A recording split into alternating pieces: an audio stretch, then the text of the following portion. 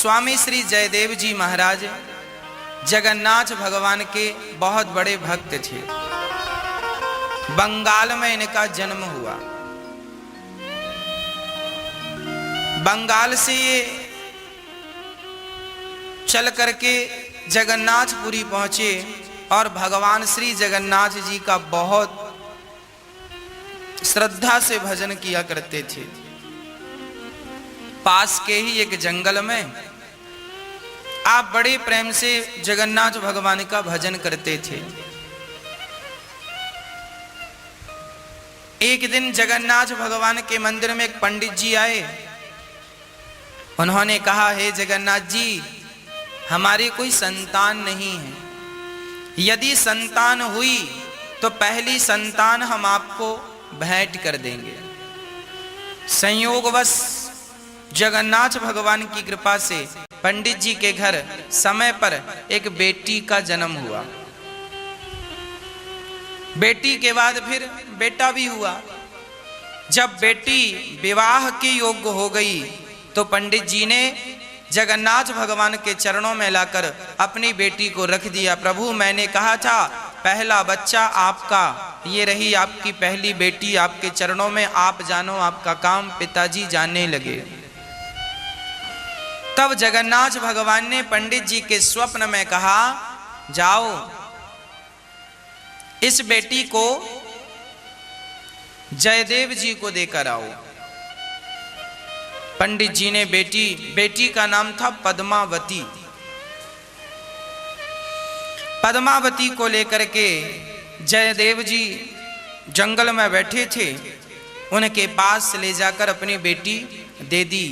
महाराज, जगन्नाथ भगवान ने कहा है कि इस बेटी से आप विवाह कर लो। जगन्नाथ जी ने सुना, हे भगवान। जयदेव जी ने कहा, हे भगवान, हम तो बाबा जी हैं, भगवान का चिंतन कर रहे हैं और आप हमें गृहस्थी में उलझाना चाहते हैं। हमें ये गृहस्थी का चक्र नहीं चलाना। आप अपनी बेटी को लो और जाओ। पंडित जी बोले, भगवान जगन्नाथ जी का आदेश है। अब जयदेव जी संकट में पड़ गए। जगन्नाथ जी का आदेश है, अब पालन करें। तो गृहस्थी और गृहस्थ आदमी फिर, और जयदेव जी ऐसे थे कि एक वृक्ष के नीचे रात गुजार लेते थे तो उस वृक्ष के नीचे दूसरी रात कभी नहीं गुजारते थे। अर्थात चलते फिरते संत थे। संत सुखी विचरंत मही। संत वही है जो विचरण करता हो। देव जी भी विचरण करते थे। शादी का प्रस्ताव आया, भगवान की कृपा हुई। अब ठुकराएं कैसे? उन्होंने विवाह कर लिया। जब विवाह किया तो जो पद्मावती थी वो भी परम भक्त थी। भगवान की ही तो प्रदान की हुई पुत्री थी ना। बहुत प्रेम करती थी भगवान से। बड़ी सती सावित्री की तरह पतिव्रता नारी। अब संत जी संत वेश से गृहस्थ में प्रवेश कर गए। स्वामी श्री जयदेव जी बड़े प्रेम से अपने जीवन का निर्वहन करने लगे।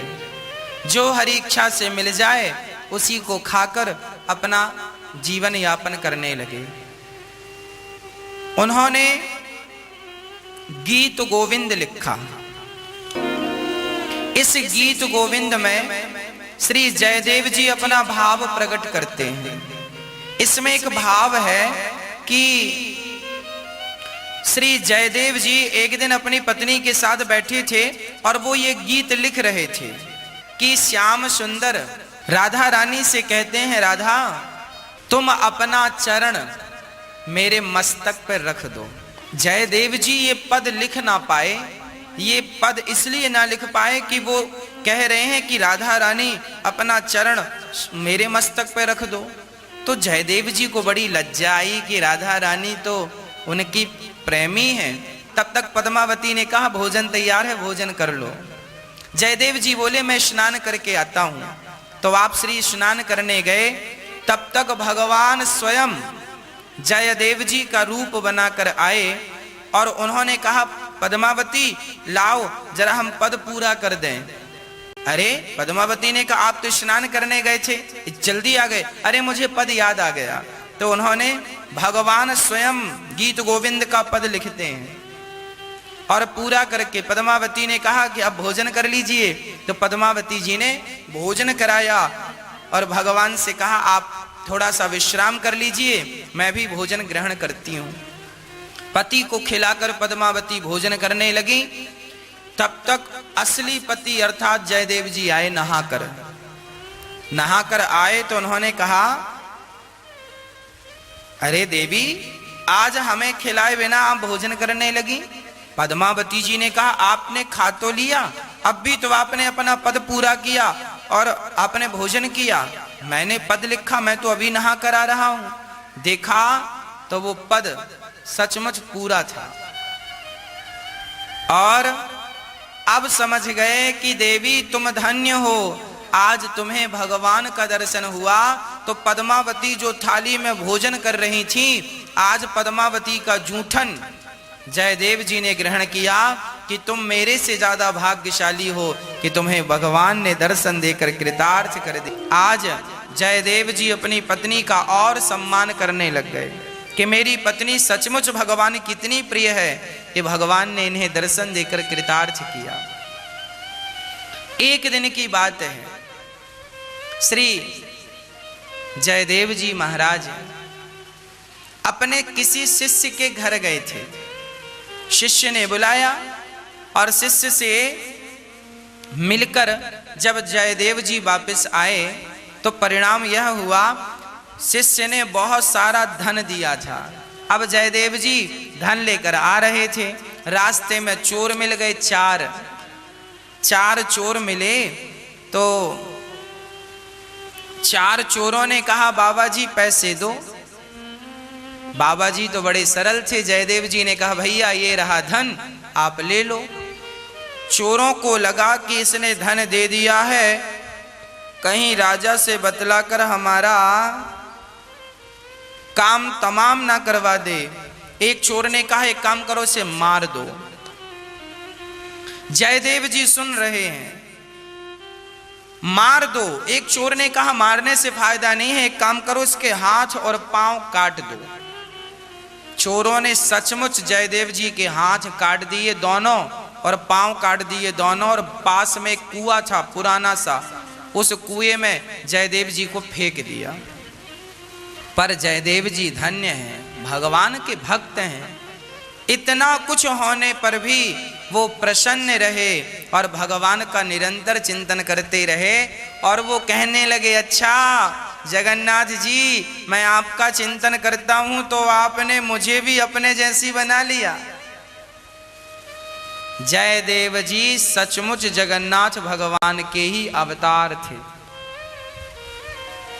जगन्नाथ जैसे हो गए, जगन्नाथ भगवान जैसे। उसी समय वहां से लक्ष्मण सेन नाम का एक राजा निकलता है। उस राजा ने देखा कि इस कुएं से बड़ा प्रकाश आ रहा है। जाकर देखा तो स्वामी जयदेव जी पड़े थे। राजा ने निकलवाया और अपने राज्य में ले गया। महाराज बड़े तपस्वी हैं, उनके शरीर से प्रकाश निकल रहा है। राजा समझ गए कि ये कोई सामान्य नहीं, ये संत है। राजा ने कहा महाराज आपकी ये हालत कैसे हो गई? तो जयदेव जी ने कहा मैं तो सदा से ऐसा हूं। अब राजा बड़ा सम्मान किया और राजा ने कहा महाराज ये बताइए मैं क्या करूं कि मुझ पर भगवान की कृपा हो? जयदेव जी ने कहा राजन तुम संतों की खूब सेवा करो, इससे भगवान की बहुत बड़ी कृपा होगी। राजा ने खूब भंडारे खुलवाए और खूब बढ़िया चकाचक संतों की सेवा की। डिंडोरा पिटवाया, सभी संत आओ, सबको भरपूर दक्षिणा दी जाएगी।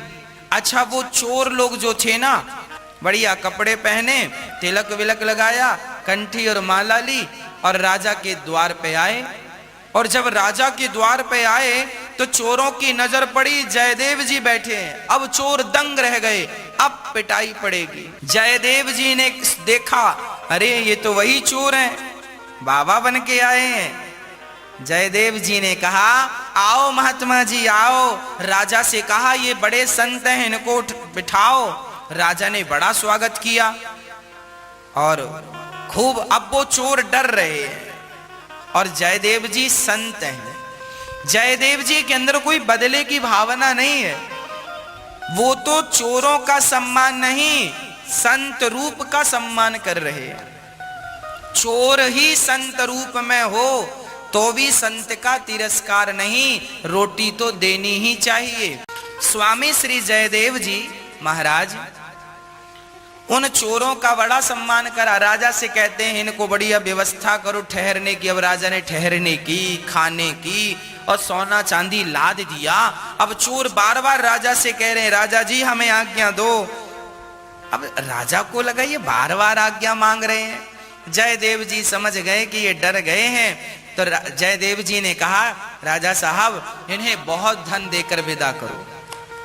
राजा को लगा ये कोई महापुरुष हैं, बहुत धन देकर गाड़ी में धन भरवाया और अपने सैनिकों को कहा जाओ इनके स्थान तक छोड़कर आओ ताकि रास्ते में इनका धन कोई लूट ना ले।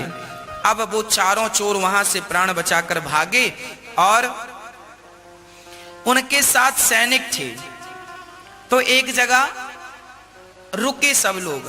तो सैनिकों ने साधुओं से कहा, चोरों से कहा बाबा जी, संत जी, राजा जी के पास तो बहुत संत आते हैं पर जैसी सेवा आपकी उन्होंने की ऐसी आज तक किसी की नहीं की। और जयदेव जी बड़े संत हैं, उन्होंने तो आपका बड़ा सम्मान किया है, आपका क्या रिश्ता है जयदेव जी से?